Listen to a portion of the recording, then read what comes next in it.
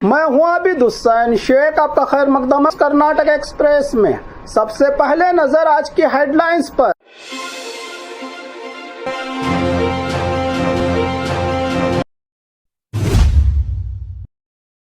कर्नाटका में एसआईआर का कल आखिरी दिन, वोटर लिस्ट में नाम चेक करना जरूरी।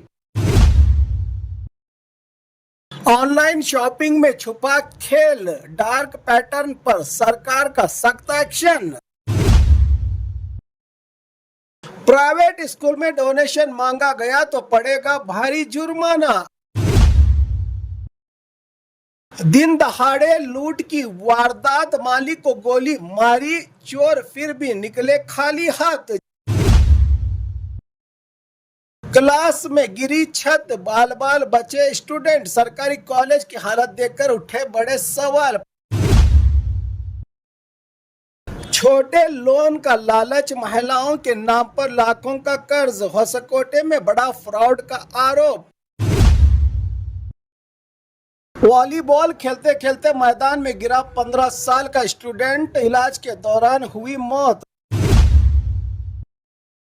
सिर्फ 5 दिन की उम्र में आधार कार्ड, नन्ही परी ने बनाया वर्ल्ड रिकॉर्ड।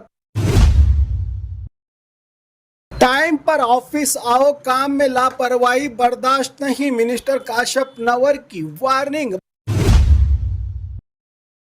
गांव वालों के लिए नेशनल हाईवे बना मुसीबत, 15 दिन का अल्टीमेटम, मिनिस्टर को घेरने की वार्निंग। रील्स को लेकर झगड़ा, पत्नी की मौत, बिहार से पकड़ा गया पति। अब खबरें विस्तार से।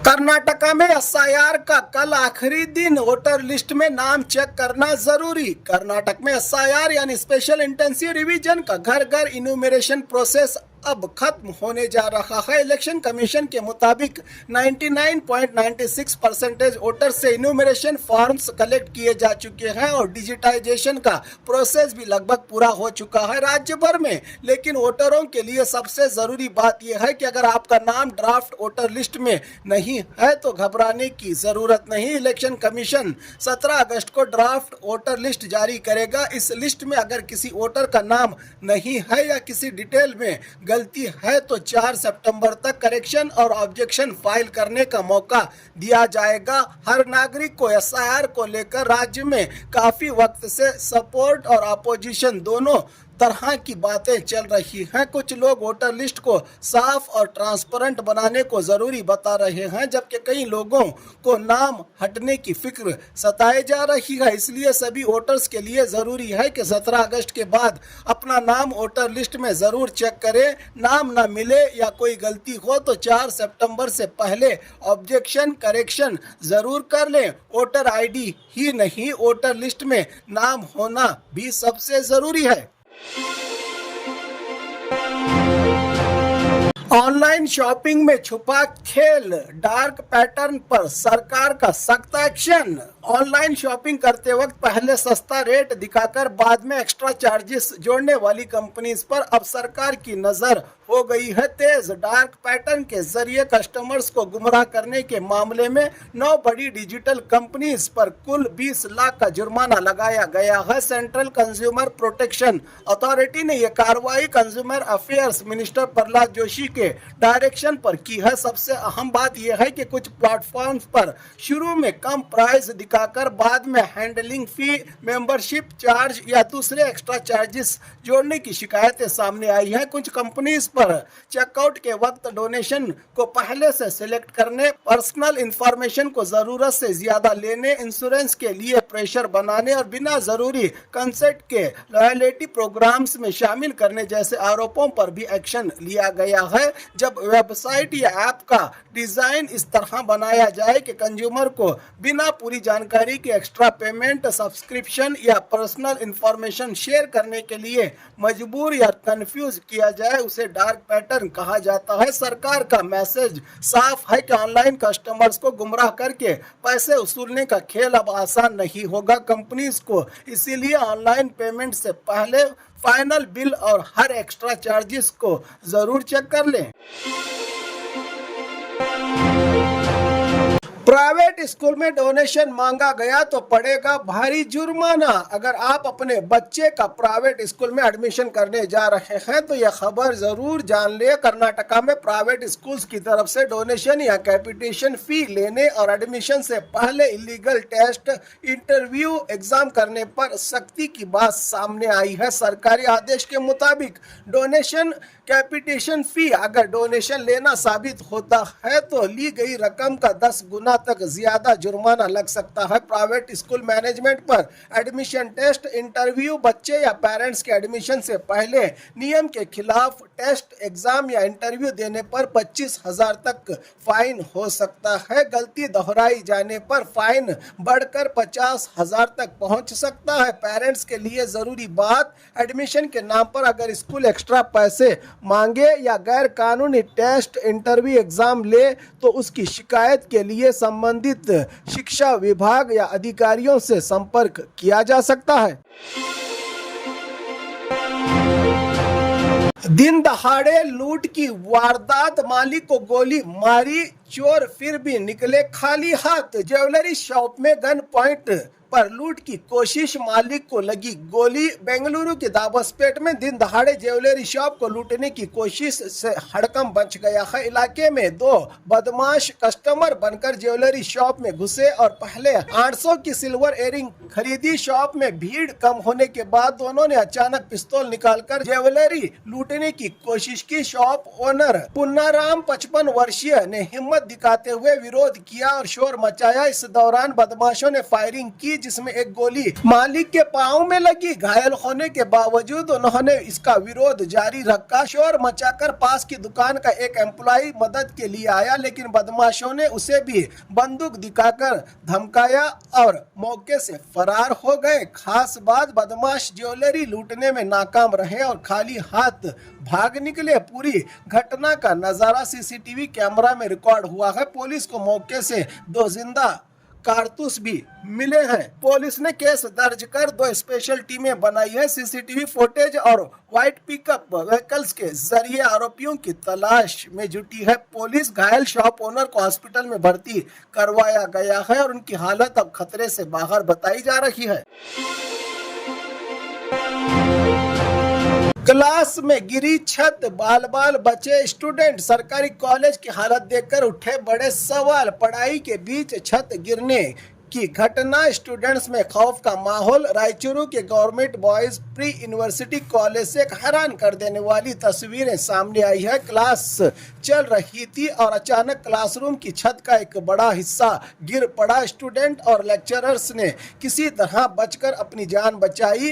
गनीमत रही कि बड़ा हादसा नहीं हुआ। तकरीबन 29 साल पुरानी इस कॉलेज के 9 रूम्स की हालत खराब बताई जा रही है। बारिश के वक्त क्लासरूम्स में पानी टपकता है और स्टूडेंट्स को हर वक्त ये डर लगा रहता है कि कब छत का कोई हिस्सा गिर पड़े। स्टूडेंट्स का कहना है कि बार बार शिकायत के बावजूद उनकी परेशानी दूर नहीं हुई। अब स्टूडेंट्स ने नई कॉलेज बिल्डिंग बनाने की मांग की है। मामला सामने आने के बाद रायचूरू तहसीलदार सुरेश वर्मा ने कॉलेज का दौरा कर जायजा लिया। पीडब्ल्यूडी इंजीनियर्स को बिल्डिंग की पूरी जांच करके रिपोर्ट देने को कहा गया है। रिपोर्ट्स के बाद आगे की कार्रवाई का फैसला होगा। जहां गरीब परिवारों के बच्चे अपना भविष्य बनाने आते हैं, क्या वहां उनकी सुरक्षा की जिम्मेदारी नहीं? अब स्टूडेंट्स और पेरेंट्स की नजर सरकार और जिम्मेदार अधिकारियों के अगले कदम पर टिकी हुई है। छोटे लोन का लालच, महिलाओं के नाम पर लाखों का कर्ज। होसकोटे में बड़ा फ्रॉड का आरोप। महिलाओं के नाम पर लाखों का लोन, होसकोटे में बड़े घोटाले का आरोप लगा है। बेंगलुरु का ग्रामीण इलाका होसकोटे में महिलाओं के साथ लोन फ्रॉड का हैरान कर देने वाला मामला सामने आया है। गरीब और मजदूर महिलाओं को सेल्फ हेल्प ग्रुप के नाम पर छोटी रकम और लोन दिलाने का लालच दिया गया। आरोप है कि महिलाओं ने फोटो और जरूरी डॉक्यूमेंट्स लेकर उनकी जानकारी का गलत इस्तेमाल किया गया। जब महिलाएं खुद लोन लेने बैंक पहुंची तो उन्हें पता चला कि उनके नाम पर पहले ही से लाखों रुपयों का लोन चल रहा है। आरोप है कि कई महिलाओं के नाम पर 1 लाख से लेकर 14 लाख तक का लोन दिख रहा है। महिलाओं का कहना है कि उनके ग्रुप में 150 से ज्यादा लोग हैं और कई महिलाओं के नाम पर इसी तरह का लोन होने का पता चला है। अब बड़ी तादाद में महिलाएं होसकोटे पुलिस स्टेशन पहुंचकर इंसाफ की मांग कर रही हैं। खास वार्निंग जनता के लिए, अपना आधार, पैन, बैंक डिटेल्स, चेक या कोई भी डॉक्यूमेंट्स किसी को बिना पूरी जांच के ना दे। छोटे लोन के लालच में आपके नाम पर बड़ा कर्ज खड़ा हो सकता है। पुलिस ने शिकायत के आधार पर जांच शुरू कर दी है। आरोपों की पूरी सच्चाई जांच के बाद ही सामने आएगी।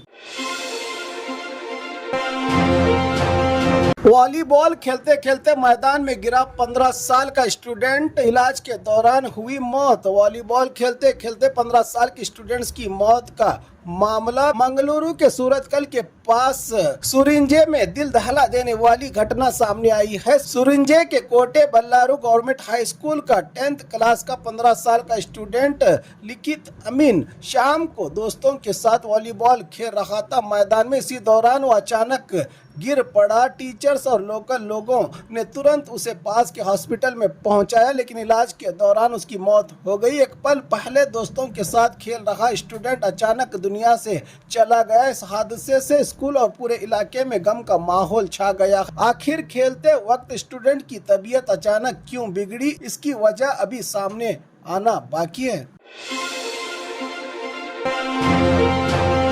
सिर्फ 5 दिन की उम्र में आधार कार्ड नन्ही परी ने बनाया वर्ल्ड रिकॉर्ड। कोप्पल के गंगावती जिला तालुका श्रीराम नगर से खास और खुशी की खबर सामने आई है। डॉक्टर पवन कुमार और डॉक्टर वरलक्ष्मी की बेटी ने पैदाइश के सिर्फ 5 दिन में आधार कार्ड हासिल करके रिकॉर्ड बनाया है। बच्ची के पैदाइश के बाद पेरेंट्स ने तुरंत नामकरण और बर्थ सर्टिफिकेट की प्रोसेस पूरी की। इसके बाद आधार के लिए ऑनलाइन प्रोसेस किया गया। सिर्फ 5वें दिन आधार मिल गया। बच्ची को बताया जा रहा है कि इससे पहले 15 दिन में आधार कार्ड हासिल करने वाला रिकॉर्ड हैदराबाद के एक परिवार के नाम था। कोप्पल के इस डॉक्टर कपल की नन्ही बेटी ने यह रिकॉर्ड तोड़ दिया। सिर्फ 5 दिन की उम्र में रिकॉर्ड बनाने वाली यह नन्ही परी अब कर्नाटका का नाम भी रोशन कर रही है। दुनिया भर में पेरेंट्स की प्लानिंग और इस खास अचीवमेंट की हर तरफ तारीफ हो रही है।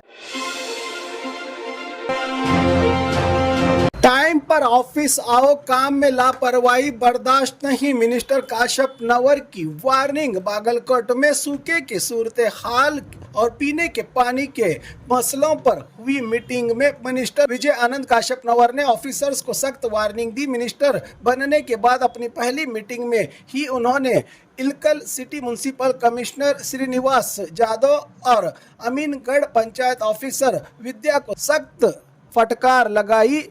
काशप नवर ने साफ कहा कि अधिकारी वक्त पर ऑफिस में रहें और आम लोगों के काम को पहली प्राथमिकता दे। पहले ही मीटिंग में मिनिस्टर का सख्त अंदाज देखने को मिला। आने वाले दिनों में सरकारी काम अब भगवान का काज बनने की उम्मीद जताई जा रही है।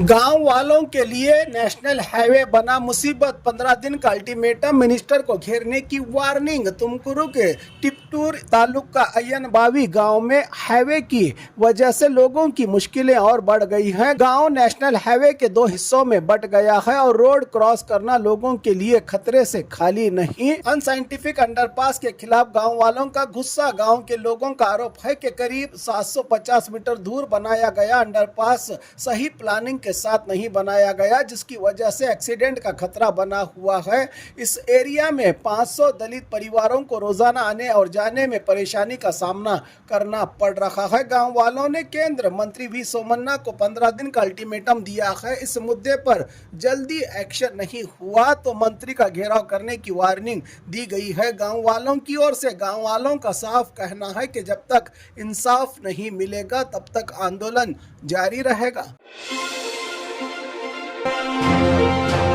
रील्स को लेकर झगड़ा, पत्नी की मौत, बिहार से पकड़ा गया पति। बेंगलुरु के कुंबलगुडू में पत्नी की मौत का केस पुलिस ने सुलझा लिया है। गारेपाಳ್య में पिछले महीने रीमा कुमारी की लाश मिलने के बाद पुलिस ने जांच शुरू की थी। शुरुआती जांच में पति धीरज कुमार पर शक हुआ क्योंकि घटना के बाद वो बेंगलुरु से गायब था। पुलिस के मुताबिक धीरज कुमार और रीमा कुमारी ने प्रेम विवाह लव मैरिज की थी। कुछ समय से दोनों के बीच घर के मामले को लेकर तनाव चल रहा था। पुलिस जांच में रीमा के ज्यादा वक्त रील्स बनाने और पति के साथ खाने पीने को लेकर हुए विवाद की बात सामने आई है। घटना के बाद धीरज कुमार बिहार चला गया था। कुंबलगुडू पुलिस ने लगातार तलाशी के बाद उसे बिहार से गिरफ्तार करके बेंगलुरु लाया गया। पुलिस के मुताबिक पूरे मामले में आरोपी से पूछताछ के बाद घटना के पीछे के विवाद की जानकारी सामने आई है। फिलहाल पुलिस केस के आगे की जांच कर रही है।